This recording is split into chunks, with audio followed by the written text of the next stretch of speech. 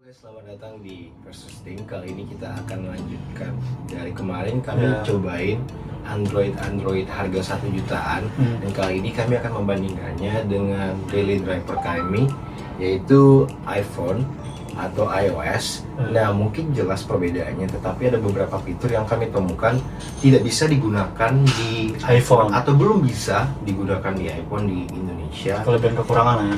Iya, tetapi di Android ini bisa. Nah, mungkin bisa cek video kemarin untuk lihat Android yang kami coba gunakan, kami coba review. Dan sebelum kami lanjutkan, coba untuk like, Komen. dan subscribe, dan komen juga untuk video selanjutnya kita akan membandingkan apa. Ya.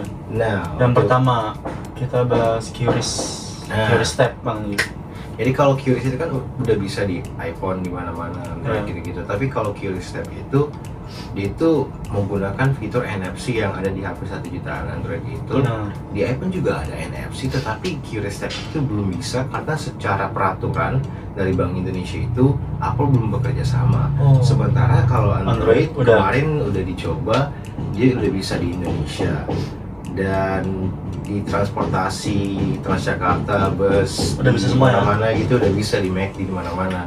Cuman ya itu menurut saya fitur yang sangat berguna karena kita pembayarannya tinggal tap gitu dan itu sangat gampang, ya efisien. Dan mungkin ya QRIS Step ini berbeda sebenarnya dengan Apple Wallet atau juga Google Wallet yang dia itu tidak membutuhkan koneksi data, cuman dari lock screen bisa. Tapi kalau QRIS Step kita harus login ke aplikasi mobile banking atau e-wallet. Mungkin menurut saya sih seharusnya ini sebenarnya terbentur dari regulasi Bank Indonesia yang ingin semua pembayaran itu masuk ke GPN, Gerbong Pembayaran Nasional, yaitu QRIS. Seharusnya sih bisa ada kolaborasi lebih lagi menurut saya ya, seperti di Malaysia misalnya mereka bisa My Debit mereka itu langsung bekerja sama dengan Apple Wallet dan Google Wallet, walaupun itu dari sistem pembayaran mereka, tapi dengan menggunakan itu pembayarannya jauh lebih mudah karena tidak membutuhkan koneksi data, jadi tidak loading lama saat susah sinyal atau gimana, dan ya tinggal tap 2 kali home lock buttonnya di iPhone dan tap udah bisa bayar. Dan menurut saya ya itu bisa sangat berguna kalau misalnya dikembangkan dan bisa ada di Indonesia tanpa harus menggunakan aplikasi luar negeri atau kartu luar negeri gitu. Seperti ya untuk contactless sekarang di iPhone di Indonesia harus pakai aplikasi luar negeri atau bank luar negeri gitu-gitu lah. Nah, untuk selanjutnya itu di Android ada beberapa aplikasi yang di iPhone itu tidak ada. Mungkin dari developernya ada alasan tertentu kenapa tidak ada. Misalnya untuk Gojek dan Grab itu aplikasi kalau misalnya ingin menjadi driver Gojek atau Grab itu cuma ada di HP Android. Iya benar. Dan juga kayak GoFood Merchant gitu-gitu kalau ingin jualan makanan di aplikasi Gojek gitu. Itu di Android. Itu cuma ada di Android. Berarti ini kelebihan. Kita bahas kelebihan ini berarti ya. Iya, maksudnya ini sebenarnya bisa aja dibuat di iPhone menurut saya di iOS, tetapi ya ini yang ya untuk sekarang ini pengembangnya ini memilih untuk ya di Android aja, sehingga ya ini adalah kelebihan dari Android walaupun dia murah harganya 1 jutaan gitu-gitu, mungkin dari kualitas layar kamera gitu-gitu menang di iPhone semuanya, tetapi ya secara kegunaan untuk pembayaran tadi yang QRIS Step sama aplikasi untuk ya untuk usaha gitu ya, itu cuma ada di Android. Ya kalau misalnya pengguna iPhone ingin menjual makanan gitu di GoFood, dia harus beli Android gitu. Ada beberapa aplikasi lain juga seperti aplikasi kasir. Pakai Q itu cuma bisa di Android juga. Jadi ya aplikasi yang ada di iPhone walaupun banyak gitu ya masih ada beberapa aplikasi yang menurut saya berguna gitu, tapi cuma ada di Android. Selanjutnya ada fitur dual apps yang ada di Android. Jadi kalau dual apps di Android itu dia bisa ya dual apps, jadi aplikasinya itu bisa di cloning. WhatsApp bisa di cloning, jadi nggak perlu ada WhatsApp bisnis gitu-gitu. Tapi sekarang WhatsApp di iPhone juga udah ada, bisa satu aplikasi WhatsApp itu 2 nomor sih. Cuman ya untuk aplikasi lainnya ya itu bisa tetap berguna, misalnya seperti Telegram atau aplikasi lainnya. Jadi menurut gue ya, Dual Apps ini masih suatu keunggulan di Android yang belum ada fiturnya di iPhone setahu saya. Jadi kalau selanjutnya itu di Android, ketika suatu aplikasi itu tidak ada di Play Store gitu-gitu, kemungkinan developernya itu belum memasukkan itu di Play Store atau ada kendala gitu, bisa didapatkan dari website atau dari mana gitu bisa menginstalnya. Sementara kalau di iPhone ini dia tidak bisa langsung begitu saja, tidak bisa langsung mendownload, menginstal aplikasi dari luar App Store. Jadi ya harus ada cara-caranya, dan kalau di Android dia bisa langsung gitu. Jadi itu keunggulan lainnya yang ada di Android daripada di iPhone. Selanjutnya itu ada multitasking atau split screen. Jadi kalau di Android itu bisa dua aplikasi dalam satu layar. Misalnya di bawah itu ada kalkulator, di atas itu ada catatan gitu kan. Itu bisa langsung dilakukan di Android. Tapi kalau di iPhone bisa nggak? Bisa dong. Gimana? Kalau misalnya kita video call WhatsApp, itu split screen nggak sih? Video call itu WhatsApp. picture in picture, PIP. Enggak, tapi pas kita video call kan, nah kita slide buka TikTok masih bisa. Itu picture in picture namanya. Tapi kalau misalnya Aplikasi ke aplikasi. Itu. Misalnya di iya. atas TikTok, di bawah IG. Itu bisa. Itu bisa di Android. Dua aplikasi dalam satu layar langsung digunakan gitu ya. Tapi kalau di iPhone ya Belum bisa. itu belum bisa. Kalau di iPad itu bisa, tapi ini kita membicarakan di iPhone secara khusus, itu belum bisa untuk saat ini. Selanjutnya itu kalau misalnya Android itu kalau dimasukkan flash disk atau USB drive atau micro SD gitu-gitu, kita bisa langsung lebih bebas, lebih leluasa mengelola file, hampir seperti di komputer.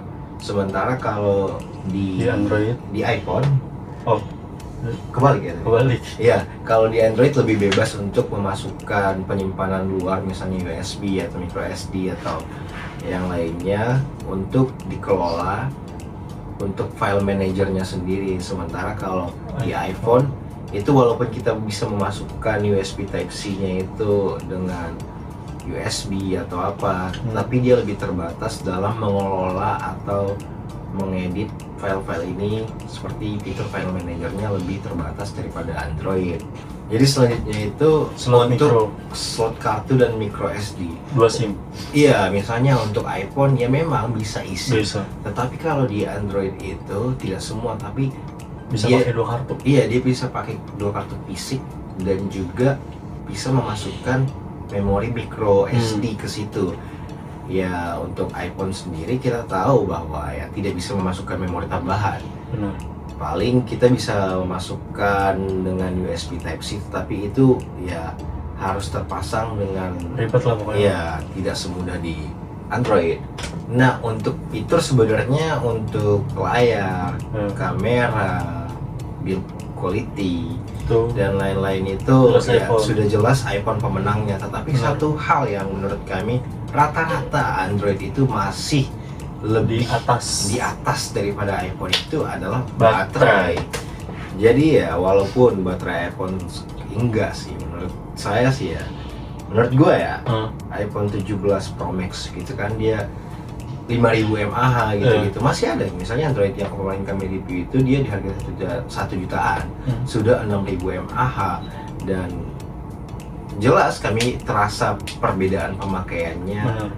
Itu bermain game gitu-gitu ya cuman habis baterainya sedikit berkurang lah. Iya, jelas lebih hemat, lebih tahan lama Android daripada iPhone. Selanjutnya kita akan melanjutkan ini dengan pembahasan fitur iPhone yang belum ada di Android, dan mungkin ya dari layar, kamera dan lain-lain lebih unggul Android, lebih unggul iPhone.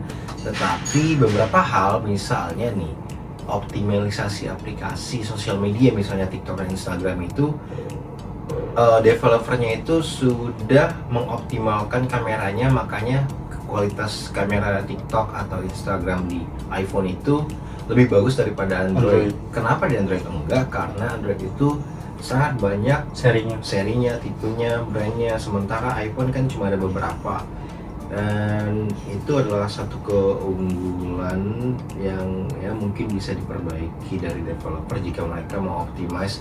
Misalnya beberapa device Samsung di optimize untuk sosial media. Oke, selanjutnya itu ekosistemnya, misalnya AirDrop. Itu ya kalau Android dan teman Anda iPhone ya tidak bisa. Tapi kalau iPhone ke iPhone atau iPhone ke Mac ya bisa share file dengan mudah. Dan mungkin ya beberapa brand seperti Oppo gitu-gitu udah ada fitur untuk bisa langsung share ke iPhone seperti AirDrop gitu. Tetapi tidak semua brand Android ada itu. Kemudian kayak Find My untuk menemukan iPhone itu yang sangat mudah. Pengguna lain iPhone bisa relay lokasi iPhone yang hilang gitu-gitu. Itu suatu keunggulan yang mulai bisa buat Android di Android terbaru gitu. Tetapi secara kematangannya itu masih lebih matang Find My.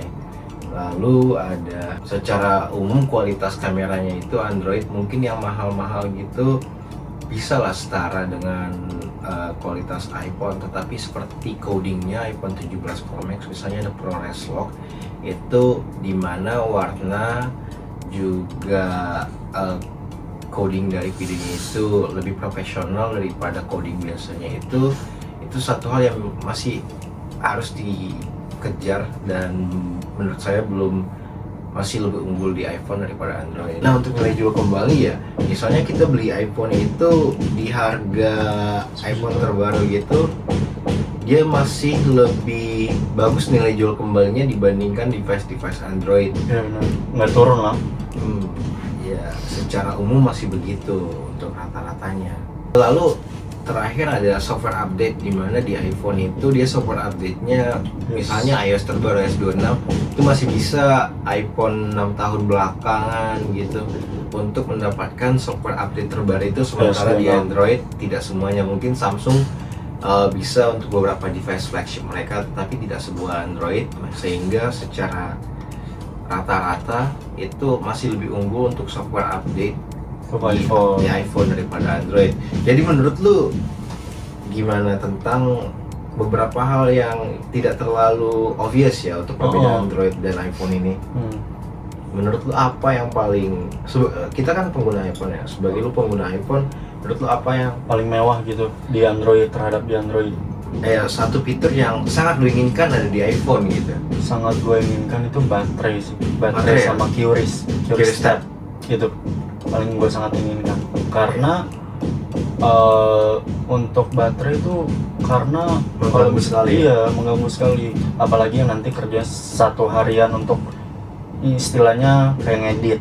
Nah itu kan butuh banget ya, kalau nggak bawa casan gimana, itu kan sangat mengganggu banget. Nah, jadi itu sih kalau QRIS Step kan kita jadi simpel ya, nggak usah perlu buka banking dulu, jadi udah QRIS aja tap gitu.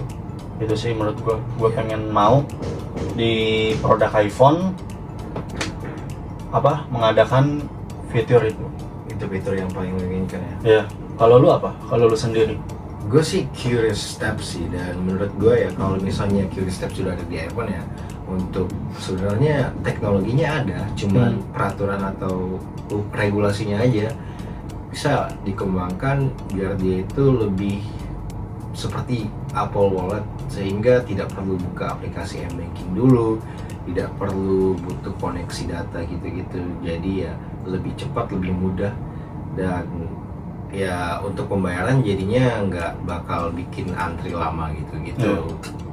Itu sih kalau gue ya, contactless payment. Ya, jadi untuk video ini sih itu. Kalau kalian gimana? Coba kalian komen juga ide untuk video berikutnya apa, ada mau review apa gitu. Komen aja kalian inginkan untuk kita bahas gitu. Dan kalian jangan lupa subscribe dan like biar kami makin rajin bikin videonya, dan share ke teman-teman kalian. Ya, sekian dulu di video ini.